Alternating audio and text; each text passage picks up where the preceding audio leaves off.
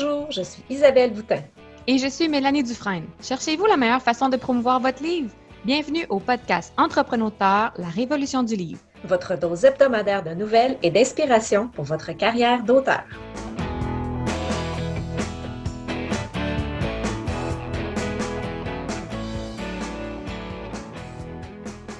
Bonjour et bienvenue à l'épisode 9. Salut Isabelle, comment vas-tu? Salut, ça va très bien et toi?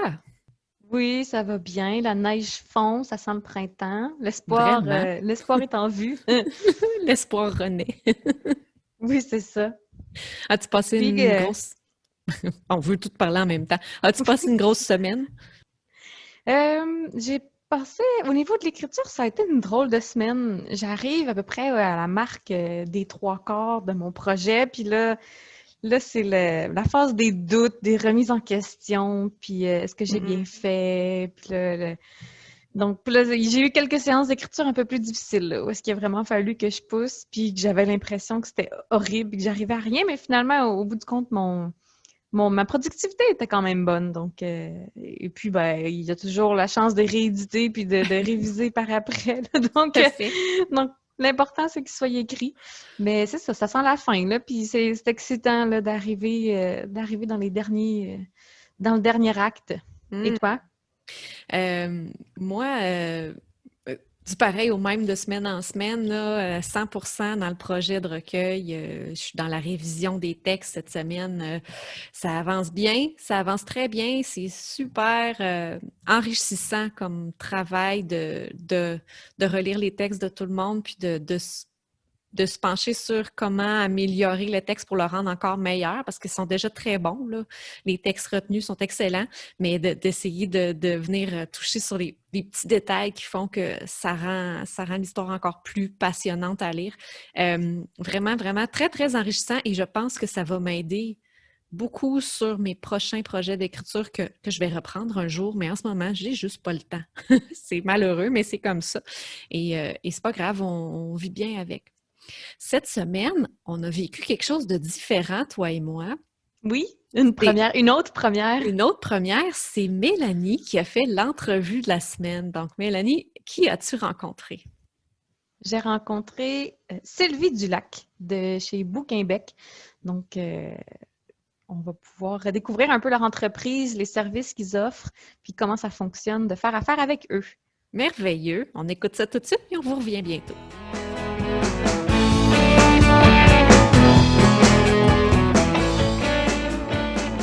Aujourd'hui, j'ai le plaisir de recevoir Sylvie Dulac de Bouquinbec, une entreprise québécoise qui offre de l'accompagnement en auto-édition. Bonjour Sylvie, merci d'être avec nous aujourd'hui. Bonjour Mélanie. Donc, si tu voulais, pour nos auditeurs qui ne connaissent pas votre entreprise, si tu voulais parler un petit peu des services que vous offrez. Ok, alors je vais me présenter déjà. Alors, je suis française, comme mon accent le trahit. J'habite à Montréal depuis 7 ans maintenant. Et en fait, j'ai rejoint mon conjoint qui a créé une entreprise d'impression pour les éditeurs, court délai, court tirage, à Montréal, ici à Montréal donc. Et on a étoffé cette offre d'impression pour les éditeurs par une offre d'auto-édition pour les auteurs. Donc ça fait 6 ans maintenant. Ça n'est pas parti de rien. C'était une entité qui existait déjà, qui s'appelait Bouquin Plus, qui offrait déjà une offre d'auto-édition pour les auteurs, donc avec les services de révision, de mise en page et bien entendu d'impression. Donc on a continué ce beau modèle qui était vraiment quelque chose qui manquait sur le marché de l'édition, je pense. Et donc, on l'a étoffé, on a augmenté nos services, et notamment avec une librairie en ligne qui permet aux auteurs, une fois que le livre est imprimé, de le vendre. C'est un outil supplémentaire pour le vendre. Donc voilà l'entreprise en quelques mots. Super. Donc, si je comprends bien, on peut arriver avec un manuscrit, cogner à votre porte. Donc, après ça, vous allez faire l'accompagnement au niveau de la révision, l'édition, la mise en page. Ouais. C'est exactement ça. En fait, quand les auteurs viennent, Alors, il faut surtout leur dire qu'ils viennent avec un Word, parce qu'on a encore des gens qui arrivent avec du papier, mais ça ne marche plus. Oui, j'ai beaucoup d'auteurs qui arrivent avec un Word, et puis on part du Word pour arriver au livre imprimé, donc en offrant la révision, la mise en page et l'impression. Et c'est vraiment un accompagnement à chacune de ces étapes, c'est-à-dire que à la réception de ce Word, moi j'envoie selon les besoins des auteurs que l'on incite fortement à faire de la révision, parce que les auteurs qui nous disent mais ça y est, la révision est déjà faite par ma tante ou mon oncle ou ma cousine qui est prof de français. Il faut bien voir que la révision, c'est un métier à part entière, et que si on veut que son livre ait du succès, un certain succès commercial, il faut absolument passer par cette case qui est la révision. Alors certes, c'est le poste le plus dispendieux de tout le process, parce que c'est une étape qui est très lente, qui demande beaucoup de temps. C'est une lecture très approfondie, très réfléchie, qui s'arrête, qui revient.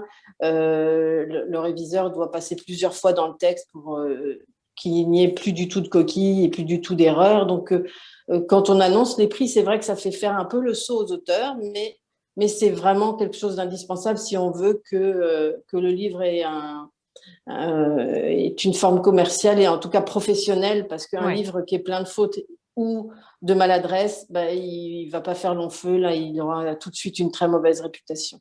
Et puis, il faut aussi que les auteurs amateurs soient conscients que même tous les écrivains, tous les auteurs passent par des réviseurs, et qu'un texte de Marie Laberge, il n'est pas mis comme ça sur Non, le marché. nécessairement. On peut difficilement, se relire soi-même, déjà, c'est quelque chose qui est quand même assez délicat à faire, parce qu'on vient aveugle à nos propres erreurs. Mais après, c'est ça, il y a toujours une façon d'enrichir le texte en coopérant. Puis donc, quand le livre est imprimé et prêt, donc vous avez votre boutique en ligne que vous proposez, mais l'auteur peut aussi donc faire imprimer des lots de copies et les distribuer par lui-même. Oui, absolument. Donc en fait, ce processus de publication, qui représente la révision, la mise en page, se fait directement avec nos collaborateurs, les personnes qui travaillent avec nous, donc les réviseurs ou les graphistes. Il y a vraiment un dialogue qui se fait entre l'auteur et puis la personne qui travaille sur son manuscrit. Donc l'auteur ne découvre pas son livre au moment où il est imprimé. C'est vraiment un processus qu'il a suivi et auquel il a participé. Et effectivement, le problème des auteurs qui écrivent un premier livre, c'est à qui je vais les vendre et comment je vais le vendre. Donc là, c'est presque un peu tard de se poser la question une fois que le livre est imprimé, bien entendu. Mais ça, on en reparlera éventuellement. Mais pour les aider, effectivement, on a développé une librairie en ligne sur laquelle les auteurs peuvent vendre leurs livres à la fois en format papier et en format numérique. Alors, toute proportion gardée, c'est exactement le même fonctionnement que Amazon, sauf que ça n'a pas le rayonnement international et mondial d'Amazon, on s'entend. Mais ce sont les mêmes services, avec la transparence en plus et des redevances qui sont beaucoup plus intéressantes. Super. Qu'est-ce qui vous a poussé donc à développer ces services-là? Vous avez parlé là, donc que vous aviez pris une entité déjà existante, qui avait un besoin dans le marché. Qu'est-ce qui vous a amené à ce constat-là? De nombreux coups de téléphone, parce que comme on offrait des services d'impression, dans le fond, qui dit impression dit publication. Donc, on avait affaire à des auteurs qui étaient un peu démunis, qui attendaient des réponses de maisons d'édition, qui soit étaient négatives, soit n'arrivaient pas, et qui étaient quand même désireux de publier leurs livres, parce que c'était parfois des mois, voire des années de travail, et puis qu'ils n'avaient pas envie d'attendre un an supplémentaire pour voir leur livre imprimé, voire pas du tout imprimé, parce que ça arrive aussi que les maisons d'édition ne répondent pas. Donc on a senti qu'il y avait vraiment un besoin, puis c'était pour permettre à des gens qui n'avaient pas cet accès aux maisons d'édition de réaliser leurs rêves, dans le fond. Oui, parce que des fois, un mémoire Je pense que j'ai un cas particulier en tête d'une dame qui a fait un rallye dans le but de lever des fonds pour la cause du cancer. Et puis donc, après l'événement, ben, c'était d'écrire un mémoire. Donc, c'est sûr qu'elle ne s'attend pas à faire des milliers de tirages, mais Non, les 100 tirages qu'elle veut faire lui tiennent à cœur, puis tiennent à cœur ben aux oui, gens qui ont participé à la réalisation du projet. Donc, bien sûr. c'est sûr que vous êtes donc la compagnie idéale pour réaliser ce projet-là. C'est gentil. Ben, oui, c'est ça. Nous, quand on demande une impression, en fait, le minimum d'exemplaires qu'on demande, c'est 25. Donc, 25 livres, c'est vraiment, pour des petits projets C'est peu. familiaux, ouais, ça part très, très vite. Et OK. donc, voilà. C'est À pas quoi? limitant. Non, effectivement.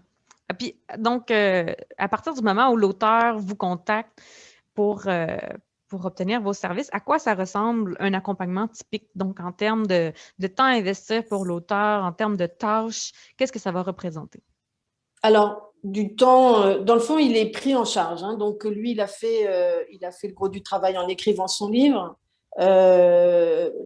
Pendant tout le temps où son manuscrit est pris en charge par Bouquinbec, moi, j'ai envie de dire, c'est le moment où il doit commencer à réfléchir, voire à mettre en place sa promotion.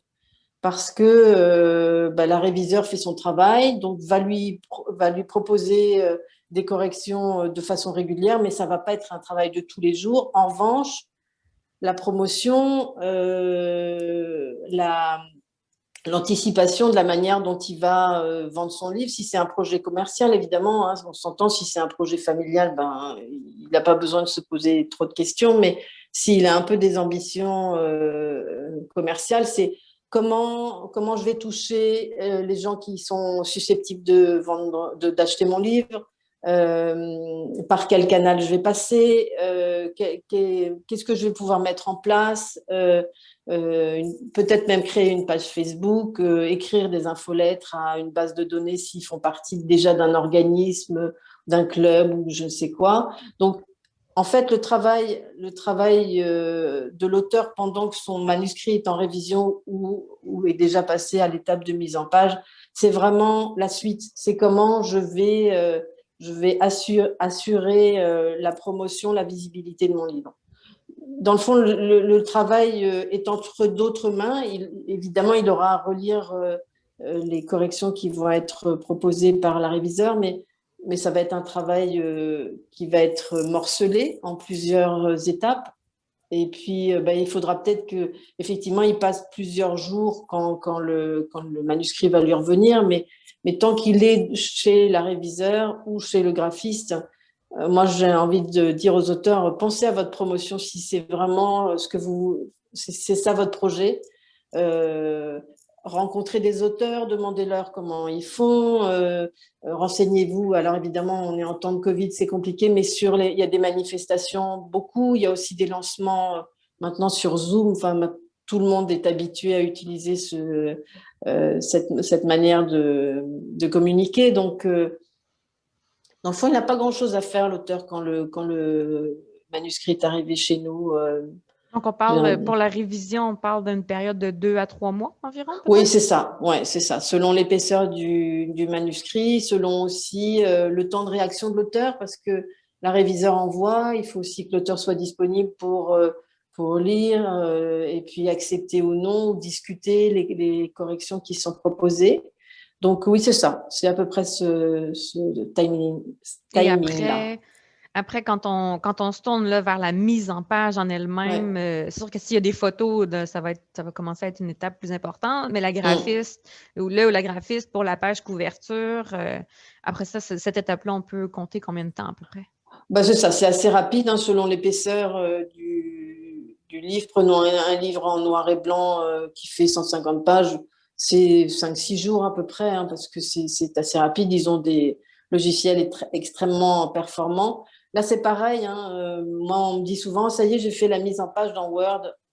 Ben non, c'est pas un logiciel de mise en page. Et puis, c'est vrai que ça permet une certaine présentation de texte, mais en fait, ce que doivent savoir les auteurs, c'est que quand on parle de mise en page, ce que fait un graphiste, c'est qu'il prend un fichier Word et le transforme en PDF prêt à être imprimé. Et Mhm. ça, si vous n'avez pas les compétences professionnelles, ça ne s'invente pas. Je veux dire, c'est vraiment extrêmement compliqué.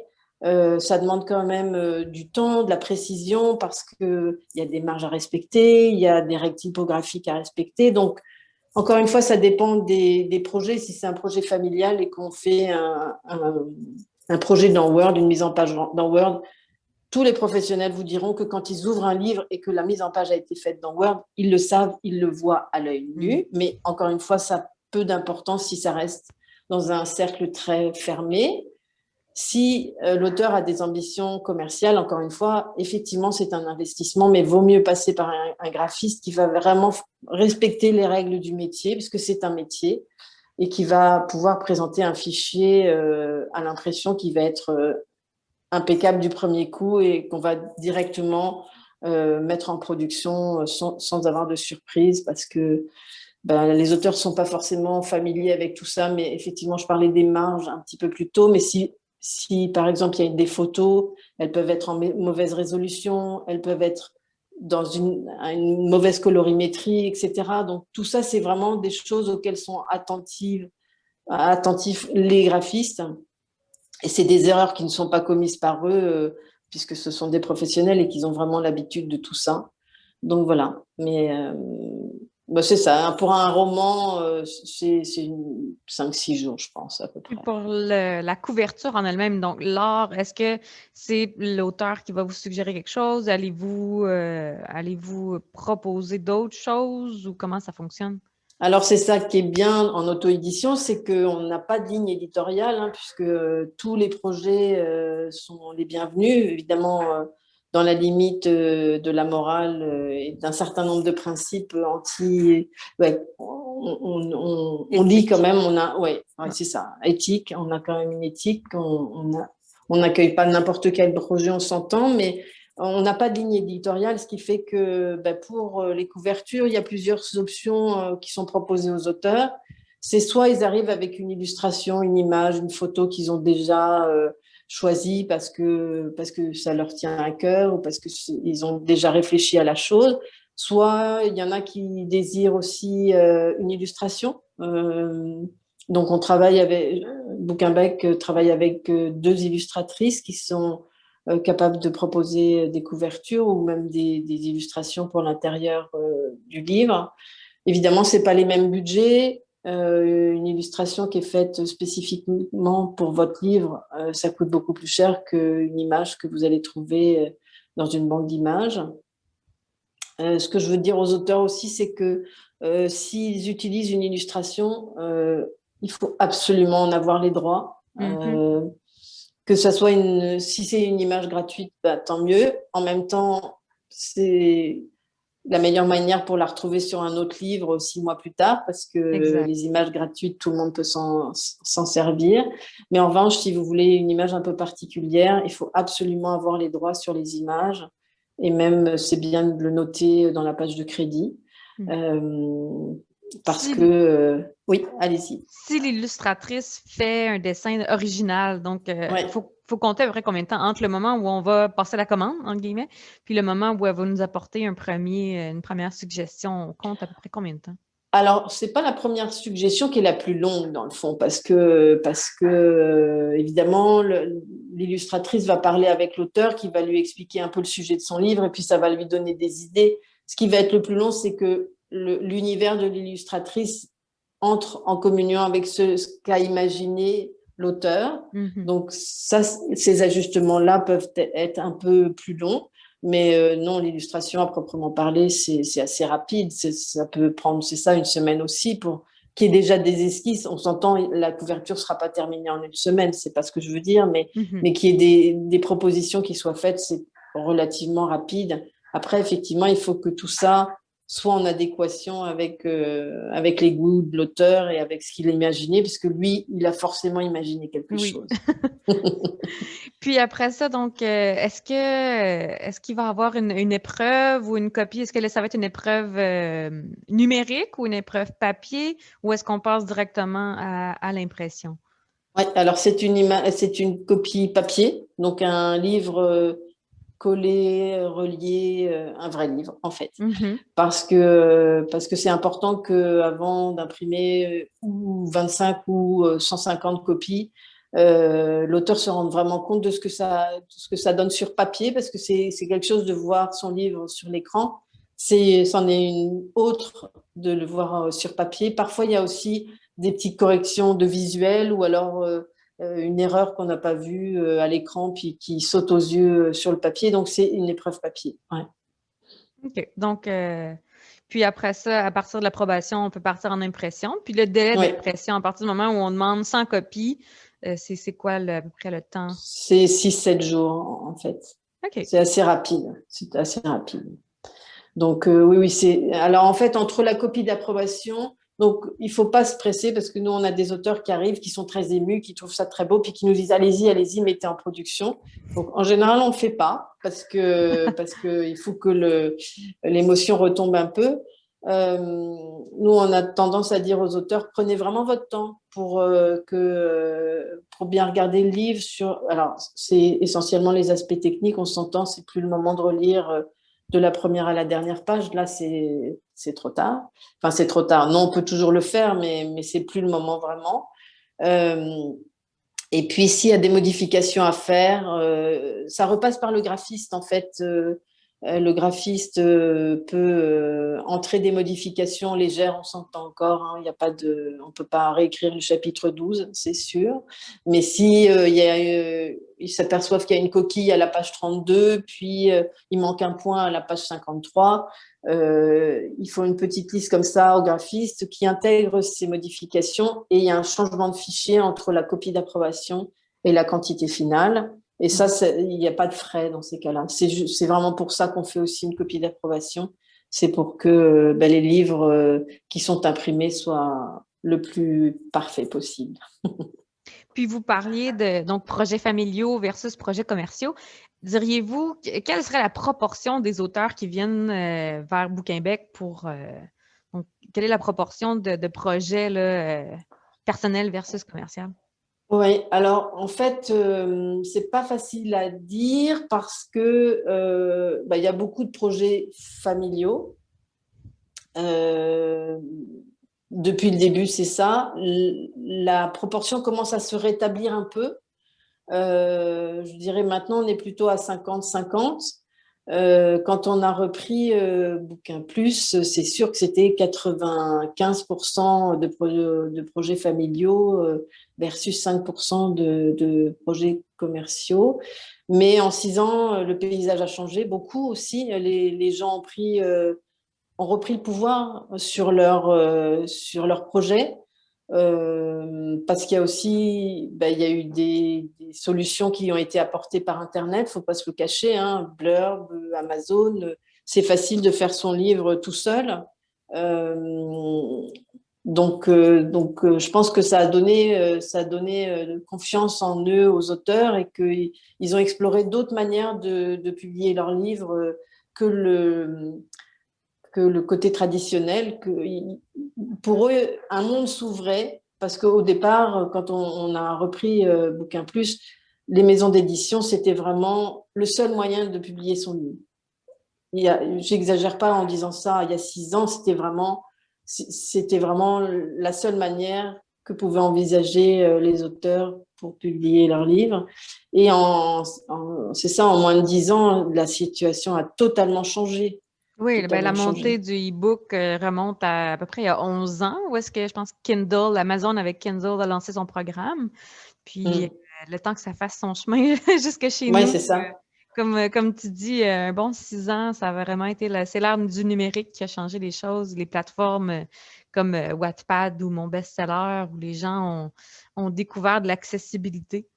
Oui, et puis on fait sauter les barrières, hein, parce qu'effectivement, quand on a vraiment envie de publier son livre, pourquoi pas essayer une solution alternative que de se laisser faire par une solution qui est déjà en place et puis qui choisit, dans le fond, alors que votre projet, quand vous avez envie d'aller au bout, allez-y, il y a tellement de solutions maintenant pour pouvoir publier son livre que ne faut plus avoir de complexe d'utiliser des solutions plus récentes, sûrement dans le paysage, mais tout aussi professionnelles. Et puis, on va se diriger du côté plus après la publication, donc au niveau de la promotion. Tu disais que c'est important que les auteurs commencent à y penser tout de suite en phase de révision déjà, là, avant même d'avoir la copie physique dans leurs mains. Puis, ce serait quoi ton principal conseil pour l'auteur qui commence à explorer la promotion? Alors, faut surtout pas avoir peur de fatiguer les gens en parlant de son livre, parce que c'est ça. Je pense que quand un auteur a écrit, c'est quand même très, c'est pas à toi que je vais dire ça, mais c'est très solitaire, hein, comme action. Donc, on est tout seul devant son ordinateur, et puis on passe des heures tout seul devant son ordinateur. Et puis, on arrive au bout de ce travail qui est quand même long et qui est très absorbant. Et tout d'un coup, il va falloir prendre la lumière pour expliquer qu'on a écrit un livre et qu'on aimerait bien qu'il soit vendu, acheté, connu, reconnu même. Donc, il va falloir changer de chapeau et il va falloir sortir de sa coquille pour pouvoir parler de ce livre. Donc, on ne peut pas y aller comme ça, la fleur au fusil. Il y a des outils qui permettent de faire ça.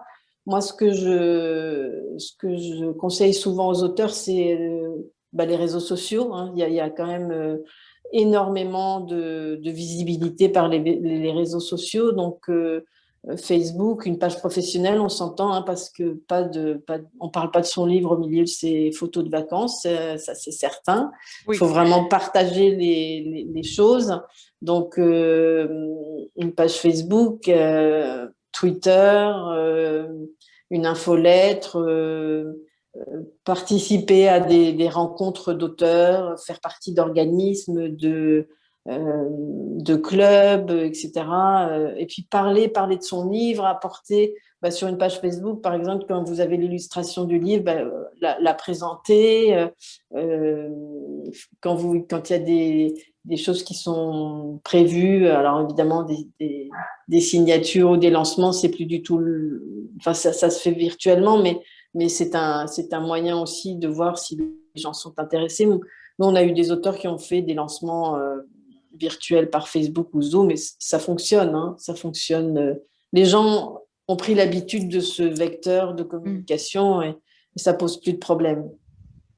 Donc, oui, s'appuyer beaucoup sur les réseaux sociaux, et les moyens virtuels qui sont à notre disposition. Ouais. Oui, parce que si le livre n'est pas visible, nécessairement, il ne se vendra pas. C'est pas tout d'être affiché dans une boutique en ligne. Non, c'est ça. C'est pas magique. Mais même si vous êtes sur Amazon, parce que les auteurs nous parlent d'Amazon toujours avec des étoiles dans les yeux. Mais si vous mettez votre livre sur Amazon et que personne ne le sait, et personne n'ira acheter le livre sur Amazon, c'est l'auteur qui fait la promotion de son livre. Et puis, il n'y a qu'à regarder les auteurs connus. Quand ils sortent un nouveau titre, sont eux qui sont à la télévision, qui parlent de leur livre, qui sont à la radio. On les voit partout.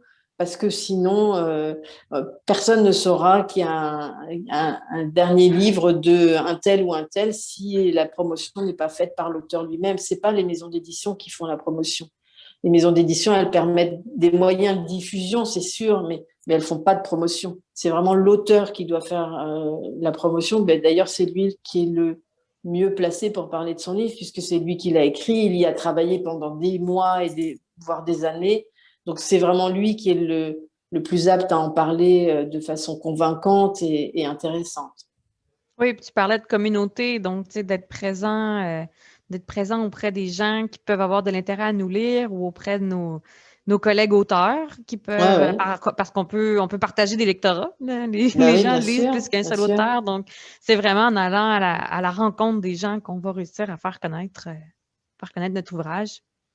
Mais c'est sûr, puis avec des podcasts comme les vôtres, là, ça fait rencontrer des gens et puis ça fait une communauté. Et puis c'est très important, la communauté, et surtout la communauté proche, parce que moi je parle pour les auteurs qui viennent chez nous, puis principalement des auteurs de premier livre, hein, puisque c'est vraiment la première étape. Il faut s'appuyer absolument sur sa communauté proche, c'est-à-dire qu'il ne faut pas avoir des grandes ambitions de vendre en Europe, quand déjà son premier cercle n'est pas installé. C'est ça qui est important, c'est d'installer son lectorat proche, et puis les amis, la famille, les collègues, etc. Si vous faites partie d'un club, encore une fois, les gens de votre entourage vraiment proche.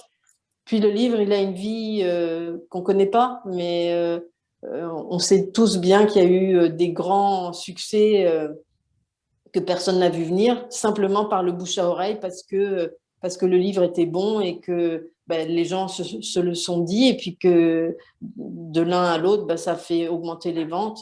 Donc, vraiment s'appuyer sur son socle premier de connaissances pour pouvoir vendre son livre, et puis pas avoir peur de les tanner en disant qu'on a écrit un livre, qu'il faudrait le voir, en tout cas l'acheter, le donner, le partager le plus possible. C'est vraiment important. Puis, si tu avais un conseil à donner à un écrivain débutant, qu'est-ce que ça serait? Ah, c'est pas facile cette question. Un écrivain débutant. Un écrivain qui a un projet, qui a envie d'écrire. Oui, quelqu'un qui est dans les phases d'écriture, donc il n'est pas terminé d'écrire, mais il commence à faire son plan, son projet. Donc nous, on a étoffé vraiment notre offre parce qu'on s'est rendu compte qu'effectivement, pour des auteurs débutants, il y en a qui sont un peu perdus au milieu de leur projet.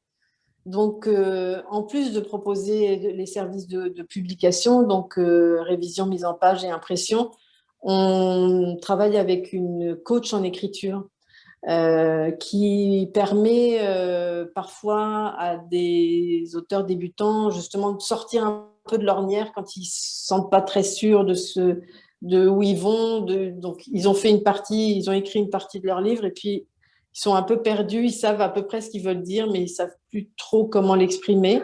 Donc, on a ajouté ce service à notre offre.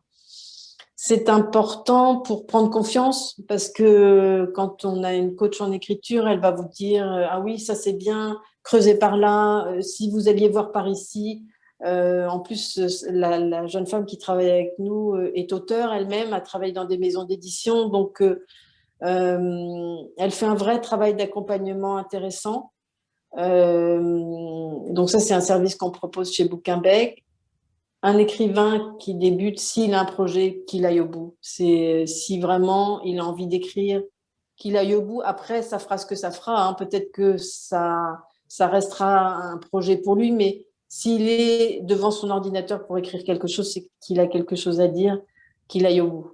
Et puis, s'il trouve un moyen de le publier, ou s'il n'a même pas envie de le publier, peu importe. L'essentiel, c'est d'aller vraiment au bout de son projet. D'écriture, en tout cas, dans un premier temps. Puis si, une fois publié, donc une fois passé à travers du processus, s'il y avait une seule action promotionnelle à entreprendre, laquelle serait, selon toi, la plus importante? Est-ce que ce serait de réseauter? Est-ce que ce serait Oui, c'est certain. d'être en une présence en ligne? Ou est-ce que ce serait un site web? Est-ce qu'il y a quelque chose? Oui, c'est ça. Alors, être un site web, oui, ça donne une visibilité, mais il faut vraiment être actif derrière. C'est-à-dire que c'est comme mettre un livre sur une librairie en ligne sans en parler. Un site web dans la toile, là, ça n'a pas de sens. Il faut vraiment être… En fait, l'action de la promotion, c'est vraiment de parler de son livre. À mon avis, peu importe le vecteur qu'on utilise. Ce qui est important, c'est d'en parler, c'est de le montrer. Donc ça peut être à l'ancienne, ça peut être directement dans des clubs de lecture. Encore, on s'entend, voilà, mais la situation est compliquée en ce moment, mais ça existe encore, les clubs de lecture, même si c'est virtuel, ça existe encore. Les clubs d'écriture, ça existe encore aussi. Donc on peut utiliser ça, on peut utiliser les réseaux sociaux, on peut utiliser… l'essentiel, c'est vraiment de parler de son livre, et puis de ne pas avoir peur d'en parler, d'en reparler, et d'élargir petit à petit son cercle comme ça. C'est ça la promotion, en fait. C'est vraiment de faire vivre son livre une fois qu'il est sorti de l'ordinateur, et que ça devienne vraiment… très important pour l'auteur d'aller au bout de son projet pour le faire connaître. Puis la meilleure reconnaissance, c'est d'avoir des lecteurs, c'est clair. Oui, vraiment. Donc, merci. Un gros merci d'avoir consacré une demi-heure de ton temps pour nos auditeurs. Donc, pour finir, est-ce que tu peux nous dire où est-ce qu'on peut te trouver Bouquin Bec en ligne ou sur les réseaux? Oui, alors on a évidemment un site internet donc, qui s'appelle bouquinbec.ca. On a une page Facebook aussi, Bouquinbec. Donc là-dessus, donc sur Facebook, on peut parler, mais le plus simple, c'est de prendre les informations sur le site internet. Il y a mon adresse courriel, il y a des formulaires à remplir selon l'étape à laquelle on est arrivé. Il y a un numéro de téléphone aussi. Donc on est à Montréal, c'est important de le savoir, parce que je crois que c'est important aussi pour les Québécois que les impressions se fassent au Québec. Je crois que c'est quelque chose de vraiment important avec notre voisin, notre gigantesque voisin. C'est bien de savoir qu'on est encore capable d'imprimer ici au Québec. On n'est pas les seuls, hein, il y a plusieurs imprimeries de qualité au Québec. Donc voilà.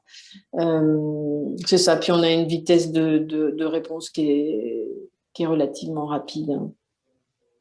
Génial. Un gros merci. Je te souhaite une bonne fin de journée. Merci à toi. Merci.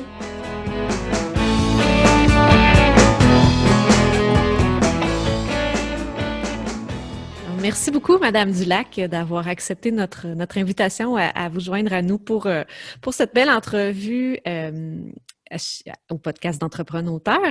C'était super intéressant, je trouve, pour une fois, d'avoir le point de vue de quelqu'un qui est à l'extérieur du processus d'écriture. J'ai vraiment beaucoup, j'ai pris des notes en écoutant l'entrevue parce que je trouvais ça super intéressant. Et j'ai bien aimé le fait que, l'entreprise Bouquin Bec, je la connaissais un peu, de nom surtout. Je connaissais un peu les services, mais j'ai bien aimé le fait qu'elle nous explique là, vraiment précisément qu'est-ce qu'ils font puis comment ils peuvent aider les auteurs. Entre autres, le fait que leur service ne soit pas nécessairement qu'une seule option, mais que ce soit quelque chose qui soit adaptable aux besoins de chacun. Je trouve ça vraiment super intéressant parce qu'en tant qu'auteur indépendant, des fois, on a besoin d'un coup de main, mais juste sur une chose. Puis, c'est pas nécessairement facile d'aller trouver la bonne ressource externe pour nous aider. Donc, d'avoir ce type d'entreprise-là qui, lui, peut répondre à tous ces besoins-là ou à un seul besoin, si on a un seul besoin, je trouve ça vraiment génial. Elle a dit quelque chose que j'ai noté puis que j'ai bien apprécié, comme de quoi que le délai de révision d'un livre, ça peut être très long. Très long. Ça va dépendre de la longueur du livre et de la manière qui est écrit, j'imagine, mais que c'est l'étape qui est habituellement la plus longue dans le processus. Et ce qu'elle disait, c'est de profiter de ce délai-là pour commencer à faire la promotion de son livre. Qu'est-ce que tu penses de ça, toi? Est-ce que c'est quelque chose qui, pour toi, fait du sens de commencer la promotion avant que le livre soit publié? Oui, vraiment. Puis j'en parle d'ailleurs dans la série d'articles que j'ai fait sur la productivité. Donc, dans l'article 3, on parle de planifier son temps. Puis il y a beaucoup de tâches qui sont très longues, mais qui peuvent être faites en même temps. Donc, justement, quand tu envoies ton texte chez les bêta-lecteurs, ben, c'est le temps de travailler sur d'autres choses. Puis même chose avec la révision, si tu fais affaire avec un réviseur, un correcteur, un éditeur, que ce soit à titre qu'on ait engagé un éditeur ou qu'on fasse affaire avec un correcteur de l'entreprise ou de la maison d'édition avec qui on travaille. Mais oui, c'est sûr que ce temps-là, si on passe à se tourner les pouces, ben, c'est perdu. Ça ne reviendra jamais. Donc, effectivement. Puis, on sait qu'il y a des choses qui prennent du temps à mettre en place. Se bâtir une plateforme d'auteur, monter un site web, créer une infolette, d'ajouter des gens à cette infolette-là, avoir des gens à qui l'envoyer. C'est toutes des tâches qui prennent beaucoup de temps. Puis, un coup que le livre est sorti, on est fébrile, on veut voir des ventes, mais si on n'a pas fait ce travail-là en amont, ben, il n'y a rien qui va se passer au jour du lancement. Puis là, ben, c'est la déception. Mm-hmm. Il y a un autre type de service qu'elle a mentionné, c'est le service de coaching, d'écriture. Et on se rend compte au fil des entrevues puis des semaines qu'on fait au podcast à quel point que on ressent qu'il y a vraiment un besoin pour ce type de service-là. Et comme de quoi que, est-ce qu'elle a dit, et ça m'a fait allumer sur certaines choses qui ont pas nécessairement de lien, mais comme de quoi qu'un coach littéraire, ce n'est pas un emploi qui est nécessairement légiféré. Donc, n'importe qui peut s'improviser coach. Et c'est pas parce qu'on s'improvise coach littéraire qu'on est nécessairement un bon coach littéraire. Donc, pour quelqu'un qui a envie d'avoir du soutien d'un coach comme tel, c'est important de vérifier justement les compétences de cette personne-là. On aura bientôt à l'émission une entrevue avec une coach d'écriture, justement, qui pourra nous en parler un peu plus dans les prochaines semaines. Mais oui, de vérifier que la personne a déjà écrit des livres ou a déjà travaillé dans le milieu de l'édition, ça reste, je pense, un minimum pour aider quelqu'un à écrire un livre. Je ne sais pas ce que tu en penses. S'assurer aussi qu'on a des atomes crochus. Donc, le coach peut être super qualifié, mais pas du tout écrire dans le même genre littéraire. Donc, oui, il y a des connaissances transversales qui s'appliquent à tous les genres. Par contre, si le coach nous encourage à modifier notre style, notre voix, la façon dont on transmet les émotions, ben ça peut nuire. Tu sais, ça peut être bénéfique, mais ça peut nuire aussi. Donc, c'est de s'assurer peut-être de faire un essai avant de vraiment s'engager pour une série de consultations. Mais oui, je pense que en maison d'édition traditionnelle, la maison d'édition nous prend en charge, l'éditeur, on est entouré d'une équipe, puis il y a du travail qui va être fait sur le texte. Donc, si on n'est pas rendu à cette étape-là ou si on décide d'y aller autrement, donc en auto-édition, ben, il faut nécessairement trouver des ressources qui peuvent jouer ce rôle-là. Si on est chanceux, ben, ça peut être des gens dans notre entourage, ça peut être un échange de services entre collègues écrivains, ou ça peut être avec justement des lecteurs bêta doués ou très critiques. Mais il reste qu'on a besoin d'avoir un regard extérieur. Puis si on n'est pas assez chanceux de l'avoir dans notre entourage, ben un coach, je pense que c'est une excellente avenue. Oui, puis je pense qu'il ne faut pas avoir honte d'aller chercher ce genre de service-là, qu'il ne faut pas voir ça comme un signe qu'on ne sait pas écrire ou qu'on n'est pas un vrai écrivain. Là. Je dis ça avec des beaux guillemets, là. Mais n'importe qui peut avoir besoin d'aide à n'importe quel point de son écriture, dans son projet d'écriture. Même des auteurs qui écrivent, qui ont déjà écrit, qui ont déjà été publiés, peuvent avoir des blocages quelconques, quelle que soit la raison. Puis des fois, d'avoir juste quelqu'un qui va nous aider à brainstormer nos idées ou à même des fois, juste mettre de l'ordre dans nos idées, de les verbaliser à quelqu'un d'autre, ça peut être super bénéfique et c'est pas nécessairement une faiblesse là, qui veut dire que jamais qu'on sera capable d'écrire par soi-même. Je pense pas que c'est le cas. Je pense pas que le fait d'utiliser un coach peut dire qu'on n'aura plus besoin jamais d'utiliser de coach et l'inverse aussi. Mais je trouve ça super intéressant comme service. Elle a mentionné aussi une autre chose que j'ai trouvée très intéressante, c'est le fait de réseauter et de partager sur notre livre, de se créer une espèce de groupe de personnes qui vont être au courant de notre projet, donc de ne pas garder ça dans nos tiroirs. Est-ce que tu penses, Mélanie, que d'en parler à tout bord, tout côté, c'est une stratégie qui peut s'appliquer nécessairement à tous les auteurs en devenir? Non. Ben, en fait, moi, j'ai une position quand même assez marquée sur le sujet, puis c'est probablement pas... ça s'applique probablement pas à tout le monde, mais je pense qu'on peut pas nécessairement vendre à nos proches. Mais moi, je dis ça du point de vue d'une fille qui écrit de la science-fiction puis du fantastique, et j'ai pas un entourage nécessairement qui aime ce type de littérature-là. Donc, ma mère a acheté mon premier livre, mais je pense qu'elle n'a pas acheté les suivants parce que elle tu sais, c'est les biographies, c'est plus les ouvrages de référence qui l'attirent. Donc, d'essayer de pousser mes livres à mon entourage proche, je pense que ça me nuirait.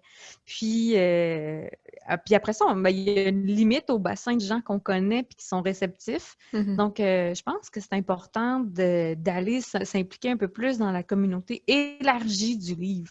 Un peu comme toi, tu fais. Je sais que tu es super active sur un groupe de lecteurs, puis que tu partages tes lectures, tu participes dans des défis. Puis, nécessairement, ça donne de la visibilité, pas nécessairement à ton livre, mais à toi en tant que personne pour développer des relations avec des gens que tu n'aurais pas connus autrement que par l'univers du livre. Puis, sinon, c'est sûr qu'il y a la pub payante qui peut nous aider. Par contre, quand c'est valable quand on a de l'argent, quand on a des fonds. Puis, mais si on n'a pas ce budget-là, ben là, c'est sûr que ça va être plus de dépenser notre temps. Donc, de s'investir puis de s'impliquer, les salons du livre, comme Sylvie, elle disait, même les maisons d'édition traditionnelles vont avoir peu de budget ou de temps à accorder à la promotion des livres de leurs auteurs. Donc, ça va être à l'auteur d'animer une table dans un salon du livre, d'organiser une dédicace dans un Costco, une épicerie ou une librairie. Donc, c'est tout des stratégies promotionnelles qui, au final, vont retomber sur les épaules de l'auteur, peu importe le style d'édition qu'on prend. Mais je pense que ce qui peut être intéressant de faire, c'est de pas cacher le fait qu'on a écrit un livre. Oui, d'en parler dans son entourage, de le mentionner, parce que effectivement, dans notre entourage, c'est pas nécessairement les types de lecteurs qu'on cherche, mais par contre, ça peut l'être sans qu'on le sache. Et ça, des fois, des ambassadeurs. Aussi, mais ça peut, des fois, on le sait pas. Ben, je parle pas nécessairement de notre famille proche, mais des fois, dans mes contacts Facebook, je sais pas combien d'amis, il y en a qui sont des personnes proches, il y en a qui sont des personnes moins proches. Mais dans tout ce monde-là, il y en a qui lisent certainement le type de livre que j'écris sans que je le sache. Donc, au moins de le partager. Ben oui, c'est sûr qu'on va le partager au moins une fois pour le dire. Puis de toute façon, je pense que tu es d'accord avec moi que quand on a publié un livre, que ce soit notre premier ou notre millième, on est super fiers puis on a envie de le dire à tout le monde. Donc, de ne pas se gêner. C'est sûr que si vous écrivez de la littérature d'un style qui vous met mal à l'aise, par exemple, quelqu'un qui écrit de la littérature érotique et qui a un entourage qui est très fermé à ce genre de littérature-là, ça va peut-être être un peu gênant de le faire. Mais sinon, de ne pas se mettre nécessairement de frein en se disant que, ben non, ça intéresse personne. Ben c'est pas vrai. Même si ça intéresse pas votre entourage, le livre que vous avez écrit, bien peut-être qu'ils connaissent d'autres gens qui pourraient être intéressés par ce livre-là, donc de ne pas se gêner d'en parler. Mais j'aimerais préciser une chose, c'est que des fois, la gaffe qu'on fait, c'est de trop en parler. Par exemple, sur les réseaux sociaux, si vous avez une page Facebook, de parler de son livre, de vendre son livre à chaque publication, c'est peut-être pas la meilleure stratégie. L'idée des réseaux sociaux, ça le dit, c'est un réseau social, c'est pour faire du social et non de la vente. Et il y a un fameux ratio que tout le monde connaît, le 80-20, qui s'applique pour bien des affaires, mais on dit que dans les réseaux sociaux, 80% des publications qu'on fait devraient être des publications d'engagement versus 20% qui devraient être des publications de vente. Donc, si vous faites plus que 20% de vos publications pour dire « Allez, achetez mon livre », il serait peut-être temps de revoir vos stratégies pour en parler. Mais bref, ça sera sûrement le sujet d'une autre émission à un moment donné où on parlera plus de marketing web et marketing Facebook. Ce sera un sujet super intéressant, je pense. Oui, vraiment. Ben, je pense que partager notre joie d'avoir publié notre livre, les gens vont beaucoup plus s'identifier à vouloir partager justement ce plaisir-là que de vendre. Donc, sur une page personnelle, je pense que c'est partager la réussite, partager l'accomplissement. Puis, comme tu dis, d'équilibrer parce que les gens vont s'attacher à nous comme personnes et non comme vendeurs. Et ça fait déjà pas mal le tour pour cette semaine, pour le temps qu'on avait pour cet épisode 9. La semaine prochaine, on rencontre un bêta-lecteur et je pense que ça pourra intéresser certainement plusieurs auteurs qui hésitent ou qui auraient envie de se lancer dans ce type de processus-là pour leur prochain livre. Donc, ce sera à suivre la semaine prochaine. Et d'ici là, on vous souhaite une belle semaine en écriture. À bientôt! Bye!